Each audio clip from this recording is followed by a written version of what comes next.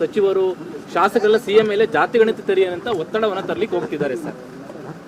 ಈಗ ಒಂದು ವೈಜ್ಞಾನಿಕವಾಗಿ ನೀವು ಚರ್ಚೆ ಮಾಡೋದಾದರೆ ಈಗ ಕಾಂತರಾಜು ಸಮಿತಿ ರಚನೆ ಮಾಡಿದ್ದೆ ಅವಾಗ 2014ರಲ್ಲಿ ಮಾಡಿರ್ಬೇಕು, 10 ವರ್ಷ ಆಗೋಗಿದೆ. ಅವ್ರು 10 ವರ್ಷದಿಂದ ಮಾಡಿರ್ತಕ್ಕಂಥ ಈ ಜಾತಿ ಗಣತಿ ಈ 10 ವರ್ಷದಲ್ಲಿ ಯಾವ್ಯಾವ ರೀತಿ ಏನೇನು ಡೆವಲಪ್ಮೆಂಟ್ಗಳಾಗಿದೆ ಇದೆಲ್ಲವನ್ನು ನೋಡಿದಾಗ ಎಷ್ಟರ ಮಟ್ಟಿಗೆ ಆ ಹಳೆಯ ಜಾತಿ ಗಣತಿಯನ್ನು ಇಷ್ಟು ದಿವಸ ರಿಲೀಸ್ ಮಾಡಿದೆ. ನನ್ನ ಮೇಲೆ ಯಾವಾಗಲೂ ಹೇಳ್ತಾಯಿದ್ರು ಕುಮಾರಸ್ವಾಮಿ ರಿಲೀಸ್ ಮಾಡೋಕ್ಕೆ ಮಾಡಲಿಲ್ಲ ಅಂತ. ಇವ್ರ ಕೈ ಕೊಟ್ಟು ಎಷ್ಟು ದಿನ ಆಯಿತು, ಎಷ್ಟು ತಿಂಗಳಾಯಿತು? ಸಿದ್ದರಾಮಯ್ಯ ಕೈನಲ್ಲಿ ಎಲೆಕ್ಷನ್ಗಿಂತ ಮುಂಚೆನೇ ಕೊಟ್ಟಿದ್ರು. ಪಾರ್ಲಿಮೆಂಟ್ ಚುನಾವಣೆಗಿಂತ ಮುಂಚೆನೇ ತೆಗೆದುಕೊಂಡ್ರು. ಇವತ್ತಿನವರೆಗೂ ಅದರ ಬಗ್ಗೆ ಸದ್ಗೊತ್ತಲ ಇರಲಿಲ್ಲ. ಈಗ ಮೂಢ ಹಗರಣದ ಹಿನ್ನೆಲೆಯಲ್ಲಿ ಈ ಸರ್ಕಾರ ಇವತ್ತು ಜನಗಳನ್ನು ದಾರಿ ತಪ್ಪಿಸಲಿಕ್ಕೆ ಮತ್ತು ಈ ಜಾತಿ ಗಣತಿಯ ಹೆಸರನ್ನ ಇಟ್ಟುಕೊಂಡು ರಕ್ಷಣೆ ಪಡೆಯತಕ್ಕಂಥ ಕೆಲಸಕ್ಕೆ ಹೊರಟಿದ್ದಾರೆ.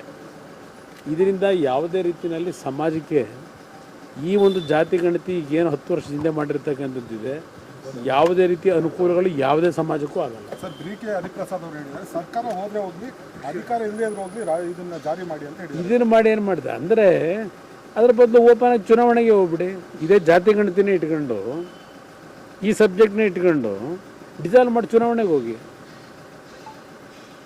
ಆ ರೀತಿ ಹೇಳ್ತಕ್ಕಂಥದ್ದೇನಿದೆ ಡಿಸಾಲ್ವ್ ಮಾಡಿ ಚುನಾವಣೆಗೆ ಹೋಗ್ಬೋದಲ್ಲ. ಇದನ್ನೇ ಇಟ್ಕೊಂಡು ಇದನ್ನು ನಾವು ಅನುಷ್ಠಾನಕ್ಕೆ ತರ್ತೀವಿ, ನಮಗೊಂದು ಅವಕಾಶ ಕೊಡಿ ಮತ್ತು ಇನ್ನೊಂದು ಸಲ ಹೋಗ್ಬೋದಲ್ಲ. ಅಲ್ಲಿ ರಾಹುಲ್ ಗಾಂಧಿ ಒಂದು ಹೇಳ್ತಾರೆ, ಇಲ್ಲಿ ಇವರೊಂದು ಹೇಳ್ತಾರೆ.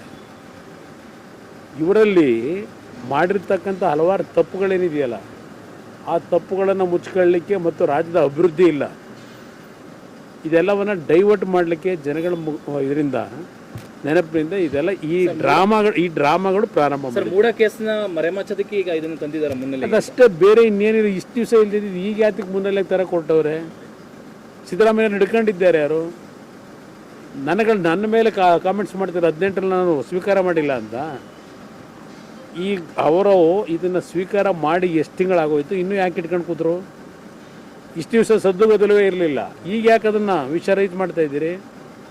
ಅಂದರೆ ನೀವು ಮಾಡಿರೋ ತಪ್ಪುಗಳನ್ನು ಮುಚ್ಕೊಳ್ಳಿಕ್ಕೆ ಈ ರೀತಿಯ ಈ ವಿಷಯಗಳನ್ನು ಮುಂದೆ ಬಿಟ್ಕೊಂಡು ಹೊರಟಿದ್ದೀರಿ. Time sir, thank you sir.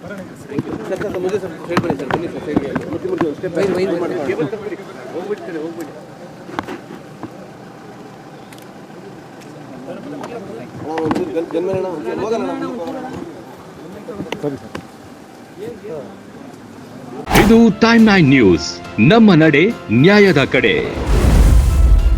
ನಮ್ಮ ಚಾನೆಲ್ಗೆ ಸಬ್ಸ್ಕ್ರೈಬ್ ಆಗಿ ನಮ್ಮ ಜೊತೆ ಧ್ವನಿಯಾಗಿ.